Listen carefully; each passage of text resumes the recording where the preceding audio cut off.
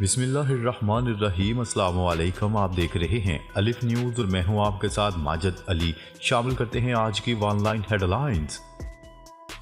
امریکی صدر Joe Biden کا کہنا ہے کہ روسی صدر ولادیمیر پوٹن کو روس کا دوبارہ صدر نہیں بننا چاہیے۔ غیر ملکی خبرساں ادارے کی رپورٹ کے مطابق جو بائیڈن نے یوکرین کے لیے نئی امداد کے اعلان پر گفتگو کرتے ہوئے کہا ہے کہ ہم پوٹن کو صدر بننے کی اجازت نہیں دے سکتے۔ اگر پوٹن دوبارہ صدر بنا تو نیٹو ممالک پر حملے ہوں گے۔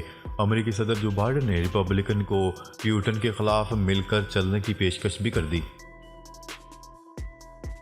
روس نے نئی دھمکی دے دی۔ روس نے نئی دھمکی دیتے ہوئے کہا ہے کہ یوکرین کی فضاؤں میں بیرون ملک سے آپریٹ ہونے والے F-16 لڑاکا طیارے بھی ہمارا جائز ہدف ہوں گے۔ غیر ملکی میڈیا کی رپورٹ کے مطابق روسی وزارت خارجہ کی ترجمان ماریا زاخراوا نے خبردار کیا ہے کہ روس امریکی ساختہ F-16 لڑاکا طیاروں کو تباہ کرنے سے دریغ نہیں کرے گا، چاہے وہ یوکرین سے باہر کے ہوائی اڈوں سے آپریٹ ہو رہے ہوں۔ اسرائیل مغرب کا بگڑا ہوا بچہ اور مشرق وسطی میں بد امنی کا ذمہ دار ہے۔ ترک صدر رجب طیب اردوان اقوام متحدہ کی موسمیاتی تبدیلی کانفرنس میں امریکہ، چین اور ترکیہ نے غزہ کی صورتحال پر تشویش کا اظہار کرتے ہوئے تنازع کے فوری پرامن حل کی ضرورت پر زور دیا۔ عالمی خبرساں ادارے کی رپورٹ کے مطابق متحدہ عرب امارات کی میزبانی میں منعقد کردہ اقوام متحدہ کی موسمیاتی تبدیلی کانفرنس میں جہاں دنیا کو موسمیاتی تغیرات کی وجہ سے درپیش مسائل پر گفتگو ہوئی، وہیں غزہ کی صورتحال پر بھی تبادلہ خیال کیا گیا۔ غزہ میں امریکی ویپن گائیڈنس سسٹم کے استعمال کا ثبوت حاصل کر لیا ہے۔ ایمنسٹی انٹرنیشنل کی رپورٹ سامنے آ گئی۔ انسانی حقوق کی عالمی تنظیم ایمنسٹی انٹرنیشنل کا کہنا ہے کہ اس نے غزہ میں امریکی ویپن گائیڈنس سسٹم کے استعمال کا ثبوت حاصل کر لیا ہے۔ ایمنسٹی انٹرنیشنل نے اس حوالے سے کہا کہ غزہ میں 13 اکتوبر کے حملے میں 43 شہری مارے گئے۔ حملے میں امریکی joint director attack ammunition guidance system استعمال کیا گیا۔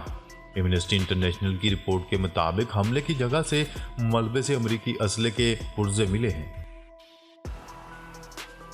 آذربائیجان میں صدارتی انتخابات قبل از وقت فروری میں کروانے کا اعلان کر دیا گیا۔ بین الاقوامی میڈیا کی رپورٹ کے مطابق آذربائیجان کے صدر نے قبل از وقت صدارتی انتخابات کروانے کا حکم نامہ جاری کر دیا۔ اس حکم نامے میں مرکزی الیکشن کمیشن کو ہدایت جاری کی گئی ہے کہ وہ آذربائیجان کے انتخابی ضابطے میں بیان کردہ طریقہ کار کے مطابق انتخابات کی تیاری شروع کرے۔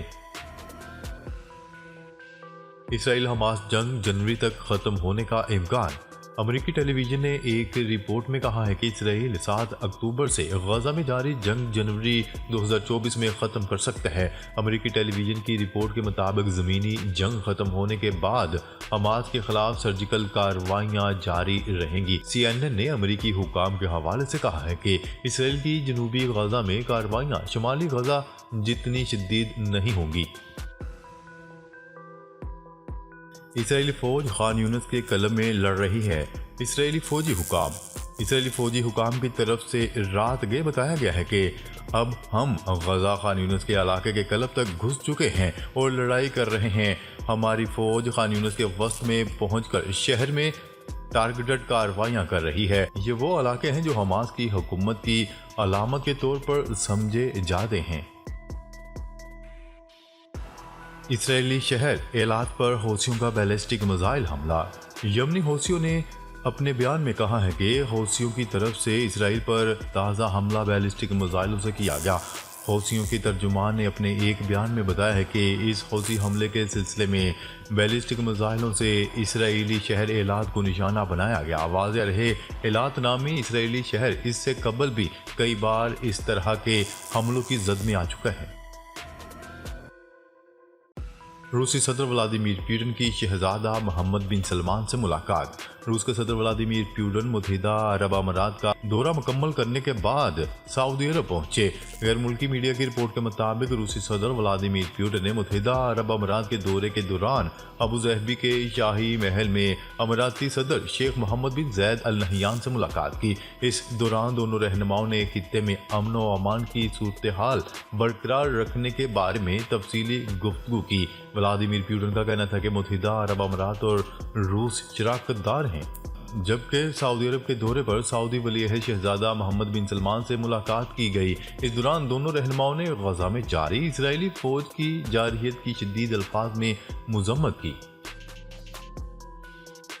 یورپ کے مختلف ممالک میں شدید برف باری سے نظام میں زندگی درہم برہم ہو گیا، جبکہ روس کے علاقے سائبیریا میں درجہ حرارت -56 ڈگری سینٹی گریڈ تک جا پہنچا۔ غیر ملکی میڈیا کی رپورٹ کے مطابق جرمنی، فرانس، اسکاٹ لینڈ اور دیگر یورپی ممالک میں شدید برف باری جاری ہے۔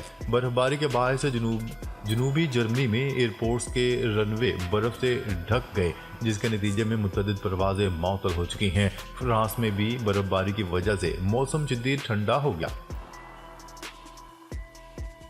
غزہ کی صورتحال عالمی سلامتی کے لیے سنگین خطرہ ہے۔ اقوام متحدہ کے سیکرٹری جنرل انطونیو گوٹریس نے بدھ کے روز ایک اہم اقدام میں اقوام متحدہ کی سلامتی کونسل کو غزہ میں جاری تنازع کے نتیجے میں عالمی سلامتی کی بگڑتی ہوئی صورتحال کے بارے میں خبردار کر دیا۔ سیکرٹری جنرل نے سلامتی کونسل کو لکھے گئے اپنے خط میں بتایا کہ وہ اقوام متحدہ کے چارٹر کے آرٹیکل 99 کے تحت سلامتی کونسل کی توجہ اس جانب مبذول کروانا چاہتے ہیں کہ غزہ کی موجودہ صورتحال بین الاقوامی امن اور سلامتی کو لاحق خطرات کو سنگین تر کر رہی ہے۔ فلسطینی اتھارٹی کبھی غزہ کی قیادت نہیں کر سکے گی، اسرائیلی وزیر اعظم کی دھمکی۔ غیر ملکی خبرساں ادارے کی رپورٹ کے مطابق اسرائیلی وزیر اعظم نیتن یاہو ایک مرتبہ پھر دھمکیاں دینا شروع ہو گئے۔ انہوں نے کہا ہے کہ جب تک میں وزیر اعظم ہوں فلسطینی اتھارٹی کبھی بھی غزہ کی قیادت نہیں کر سکے گی۔ انہوں نے کہا ہے کہ حماس کا خاتمہ ہی ہمارا بنیادی مقصد ہے۔ چین کا افغانستان حکومت سے دہشت گرد گروپوں کے خلاف کارروائی کا مطالبہ۔ چین نے افغان حکومت سے مطالبہ کرتے ہوئے کہا ہے کہ وہ پڑوسی ممالک سمیت دیگر کے ساتھ بھی اپنے تعلقات کو ٹھیک کرے اور دہشت گرد گروپوں کے خلاف کارروائی عمل میں لائی جائے۔ غیر ملکی خبرساں ایجنسی کی رپورٹ کے مطابق چینی وزارت خارجہ کے ترجمان نے طالبان حکومت کو دنیا میں تسلیم کرانے کے لیے سیاسی اصلاحات، سیکیورٹی اور ہمسایہ ممالک سے تعلقات میں بہتری کو ضروری قرار دیا۔ ان کا کہنا تھا کہ افغانستان کو بین الاقوامی برادری سے خارج نہیں کرنا چاہیے۔ الیکشن شیڈول چند روز میں دیں گے، پولنگ 8 فروری کو ہی ہوگی، چیف الیکشن کمشنر۔ قومی ووٹرز ڈے پر اپنے پیغام میں چیف الیکشن کمشنر کا کہنا ہے کہ الیکشن کمیشن اپنی آئینی و قانونی ذمہ داریوں سے بخوبی آگاہ ہے، شفاف اور امن انتخابات کے انعقاد کے لیے پوری طرح تیار اور پرعزم ہیں۔ محکمہ ایکسائز کا نان رجسٹرڈ گاڑیوں کو بند کرنے کا فیصلہ۔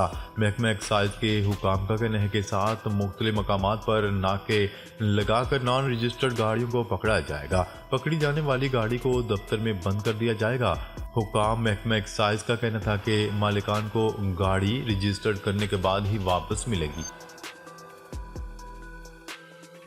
مصنوعی ذہانت کے عالمی مقابلے میں سعودی عرب کی طلبہ کی 11 میڈلز کے ساتھ پہلی پوزیشن۔ سعودی خبرساں ادارے کی رپورٹ کے مطابق world artificial intelligence competition for youth میں امریکہ، بھارت، یونان، کینیڈا اور سنگاپور سمیت 40 ممالک کے 18,000 طلبہ نے شرکت کی۔ بین الاقوامی مقابلے کا اہتمام سعودی data and artificial intelligence authority SDAIA نے کنگ عبدال سائنس اینڈ ٹیکنالوجی یونیورسٹی کے تعاون سے کیا۔ مقابلے میں سعودی عرب کے 18 منصوبے کامیاب رہے۔ عمران خان نے 5 سال کی نااہلی کا اقدام لاہور ہائی کورٹ میں چیلنج کر دیا۔ بیرسٹر گوہر اور علی ظفر کی وساطت سے دائر درخواست میں الیکشن کمیشن کو فریق بنایا گیا ہے۔ درخواست میں کہا گیا ہے کہ سپریم کورٹ کے احکامات پر الیکشن کی تاریخ کا اعلان ہو چکا ہے۔ درخواست گزار پر الزام بے بنیاد ہیں، وہ الیکشن میں حصہ لینا چاہتے ہیں۔ درخواست میں مزید کہا گیا ہے کہ الیکشن کمیشن نے 8 اگست کو 5 سال کے لیے اسمبلی کی رکنیت کے لیے نااہل کیا۔ عدالت 5 برس کی نااہلی کو کالعدم کرے۔ ملک میں ڈالر کی قیمت میں کمی۔ کاروباری ہفتے کے چوتھے روز ملک میں ڈالر کی قیمت میں کمی آئی۔ جمعرات کے روز انٹر بینک میں ڈالر 2 پیسوں تک سستا ہو کر 284 روپے 12 پیسوں کی سطح پر بند ہوا۔ دوسری جانب ملک بھر میں سونے کی قیمت میں معمولی اضافہ ریکارڈ کیا گیا۔ مسلسل 2 روز کمی کے بعد آج ملک بھر میں سونے کی قیمت میں 800 روپے کا اضافہ دیکھا گیا۔ ناظرین، اب تک کے لیے اتنا ہی۔ مزید خبریں لے کر بہت جلد آپ کی خدمت میں حاضر ہوں گے۔ تب تک کے لیے اپنا خیال رکھیے گا۔ اللہ نگہبان۔